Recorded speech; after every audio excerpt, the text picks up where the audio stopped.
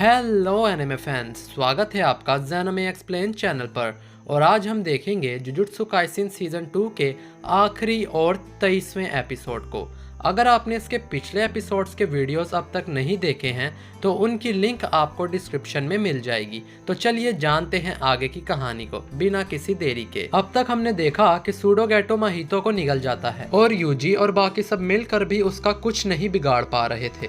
आखिर में उरा उमे यूजी को छोड़कर सबको मारने की कोशिश करती है, लेकिन तभी यहाँ पर स्पेशल ग्रेड सोर्सरर यूकी आ जाती है। वो उससे पूछती है कि 11 साल पहले जो उनकी आपस में बातें हुई थी वो उसे याद हैं कि नहीं। वो दोनों ही ऐसी दुनिया बनाना चाहते थे जिसमें कर्स स्पिरिट्स का नामो निशान ना हो, जिसके लिए दोनों के पास अलग अलग तरीके थे। लेकिन अब यूकी का मानना है कि इंसानियत का अगला दौर कर्स एनर्जी को पीछे छोड़ने से ही आएगा।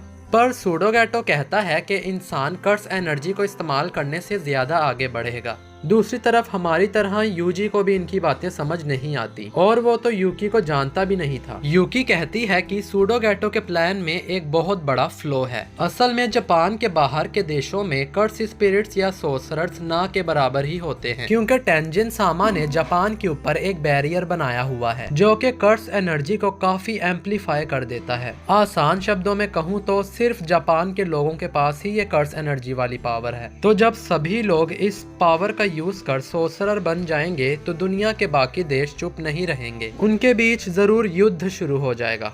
और इस तरह की दुनिया तो यूकी बिल्कुल नहीं चाहती। सूडोगेटो यूकी की बात सुन हंसता है और कहता है कि हम दोनों के गोल्स बिल्कुल अलग हैं। मैं ऐसी दुनिया नहीं चाहता जिसमें कर्स स्पिरिट्स ना हो और ना ही मैं शांति कायम करना चाहता हूँ। सोर्सरर्स, नॉन सोर्सरर्स, ये सब इंसानों के ही रूप हैं जो कि कर्स एनर्जी से बनते हैं, लेकिन इंसान को इससे भी ज्यादा शक्तिशाली बनाया जा सकता है। और एक और बात, जब ये सूडोगेटो नोरितोशी कैमो के शरीर में था तब इसने डेथ पेंटिंग्स बनाए थे, लेकिन फिर उसे पता चला कि वो कभी भी कोई ऐसी चीज नहीं बना सकता जो कि उससे शक्तिशाली हो।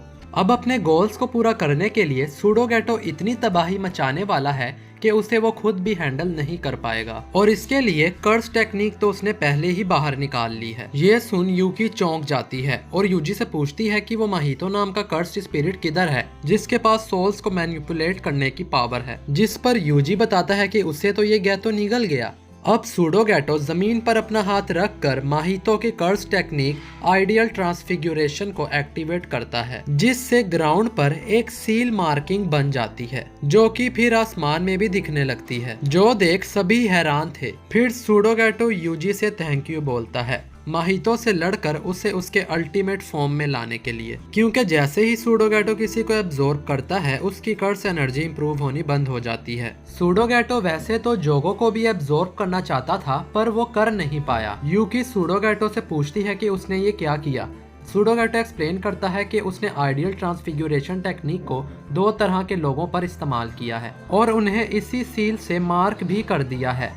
तो बेसिकली 2 टाइप के लोग हैं। पहले हैं वैसल जैसे कि यूजी, जिन्होंने कोई ना कोई कर्स ऑब्जेक्ट निगला हुआ है, और दूसरे हैं नॉन सोर्सरर जैसे कि जुनपी, जिनके पास टेक्निक तो है लेकिन सोर्सरर वाला दिमाग नहीं है। तो सूडोगेटो ने अपनी माहितो वाली पावर का यूज कर इनके दिमाग को एडजस्ट कर दिया है ताकि ये लोग अच्छे से जुजुत्सु का यूज करें और अपनी टेक्निक डेवलप कर पाएं। और रही बात वैसल्स की, तो सूडोगेटो ने उनके शरीर को मजबूत बना दिया है ताकि वो अच्छे वैसल बने। और हम देखते हैं कि मेगुमी की बहन सुमिकी भी एक वैसल है, यानी कि सूडोगेटो ने उसे पहले ही कोई कर्स ऑब्जेक्ट खिला दिया है जिस वजह से वो इतने सालों से कोमा में है। सूडोगेटो इसके बाद एक रस्सी की गांठ खोल देता है और बताता है कि उसने सभी कर्स ऑब्जेक्ट्स की सील हटा दी है, यानी कि जैसे यूजी के अंदर सुकुना का पुनर्जन्म हुआ था ठीक वैसे ही बाकी वेसल्स के अंदर भी कोई सोर्सरर लौट कर आएगा। और इधर सुमिकी भी अपनी आंखें खोल लेती है। सूडोगेटो ने बड़े ध्यान से वेसल्स चुनकर उन्हें कर्स ऑब्जेक्ट्स खिलाए थे। वो जल्द ही जाग जाएंगे और कर्स्ड एनर्जी के लिए आपस में लड़ने लगेंगे,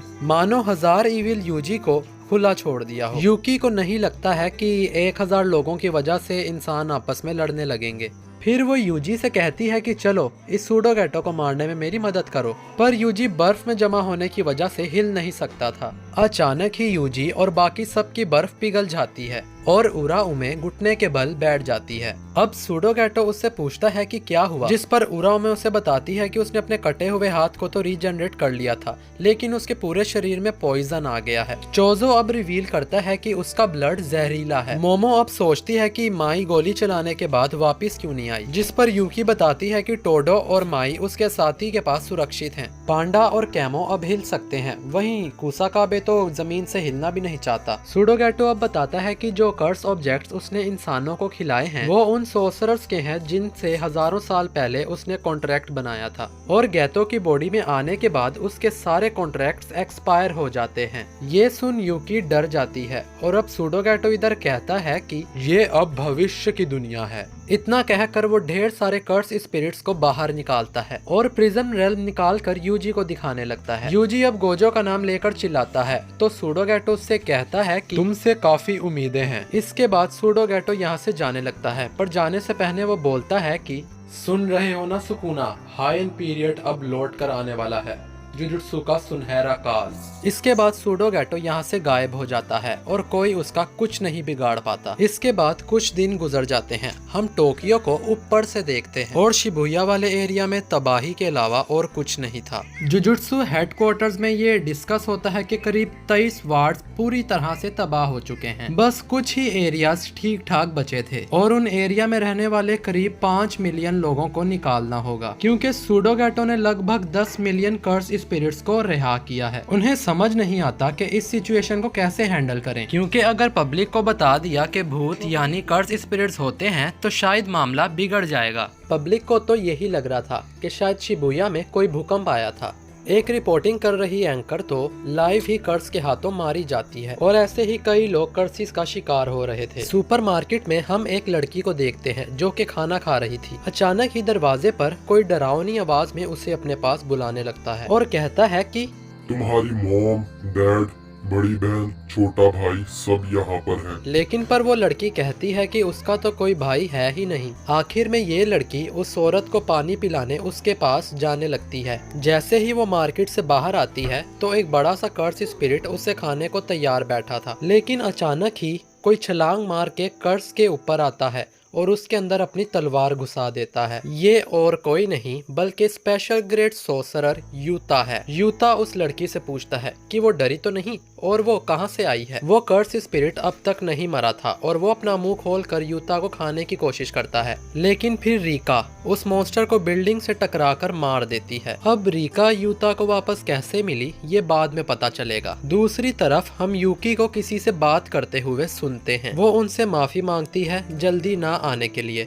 उसने दूर से ही नजर रखने के लिए सोचा था, क्योंकि वैसे भी सिचुएशन बहुत ज्यादा खराब हो चुकी थी। वो ये बात कंफर्म करती है कि वो हीरोज की साइड नहीं है, वो बस एक सुंदरी है जो दुनिया से कर्स स्पिरिट्स का खात्मा चाहती है। लेकिन माफी के रूप में यूकी और उसके साथी सभी स्टूडेंट्स को शिबुया से सही सलामत पहुंचा देंगे। और अब समय आ गया है टेंजिन सामा से मिलने का। फिर यूकी पीछे मुड़कर कहती है कि अब तुम क्या करोगे।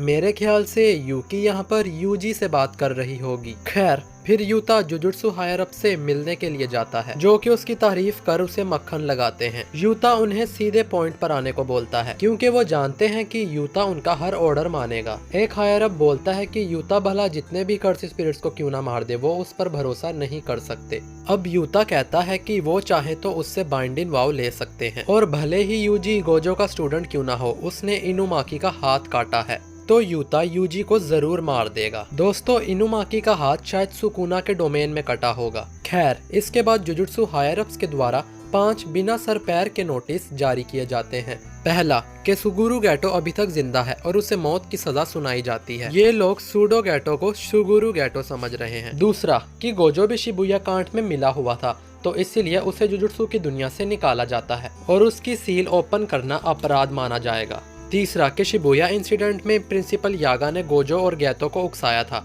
तो इसीलिए उन्हें मौत की सजा सुनाई जाती है। चौथा यूजी को मौत की सजा दी जाए। पांचवा और आखिरी नोटिस के यूजी को मारने के लिए यूता को अपॉइंट किया गया है। शिबुया की एक सुनसान सड़क पर हम यूजी को देखते हैं जो कि सुबह होते ही ताली बजाता है और ये आवाज सुनते ही पानी में से दो बड़े बड़े कर्स स्पिरिट्स बाहर निकल आते हैं और शिबुया आर्क यहीं पर खत्म हो जाता है। सो दोस्तों, इसी के साथ जुजुत्सु काइसेन का दूसरा सीजन एंड होता है। आपको इस सीजन में सबसे अच्छा क्या लगा कमेंट करके जरूर बताइएगा। मुझे तो ये सीजन ठीक ही लगा। मुझे जुजुत्सु काइसेन एनिमे से एक शिकायत हमेशा होती है कि इसमें फालतू में ही चीजों को ओवर कॉम्प्लिकेट किया जाता है या कई चीजें एक्सप्लेन ही नहीं की जाती। भाई मैं एनिमे देखने आया हूँ, कोई क्लास अटेंड करने नहीं। खैर, ये एपिसोड भी मुझे काफी इन्फो हैवी लगा था। बाकी इसके सीजन 3 को भी अनाउंस्ड कर दिया गया है जिसमें कि हमें कलिंग गेम आर्क देखने को मिलेगा और जितना मैंने इस आर्क के बारे में सुना है ये मुझे शिबुया आर्क से ज्यादा इंटरेस्टिंग लग रहा है। तो सीजन 3 कब आएगा इसके बारे में कोई नहीं जानता है। तो दोस्तों, अगर आपको ये वीडियो अच्छा लगा है तो इसे लाइक कीजिए और अगर आप हमारे चैनल ज़ैनमी एक्सप्लेन पर नए हैं तो इसे सब्सक्राइब करके बेल आइकन को दबाना मत भूलिएगा। तब तक के लिए मिलते हैं आपसे अगले वीडियो में। धन्यवाद।